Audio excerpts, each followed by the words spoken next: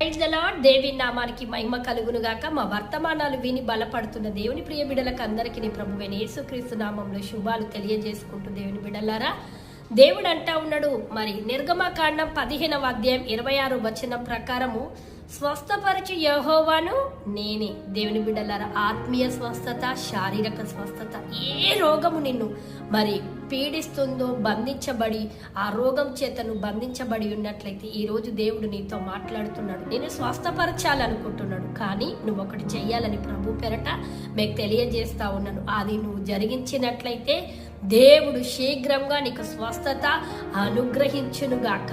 ఆమేన్. అదేంటిది అనంటే మరి 15వ అధ్యాయం నిర్గమకాండం 25వ వచనం సెలవిస్తా ఉంది. శ్రద్ధగా నా మాటలు విని న్యాయమైనది నువ్వు చేసి విధేయులవుతూ మరి నువ్వు అనుసరించినట్లయితే, ఆమేన్. శ్రద్ధగా వినండి, న్యాయమైనది దేవుని దృష్టికి చేయాలి. అంతకు మించి దేవునికి మనం లోబడి విధేయులం అవుతూ మనము అనుసరిస్తూ ముందుకు వెళ్తున్నట్లయితే దేవుడు అంటా ఉన్నాడు, నీకు ఏ రోగాన్ని రానివ్వను, ఒకవేళ వచ్చినా నేను నిన్ను స్వస్థపరచబోతున్నాను. ఆమేన్.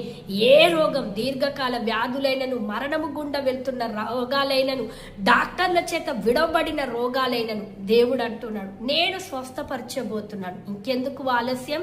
దేవుని యొక్క మార్గములో నువ్వు వెళ్ళినట్లయితే దేవుని స్వస్థతను పొందుకొని నువ్వు దీర్ఘాయుతో వర్ధిల్లుదువు గాక. ఆమేన్. దేవుడి మాటను దీవించి ఆశీర్వదించును గాక.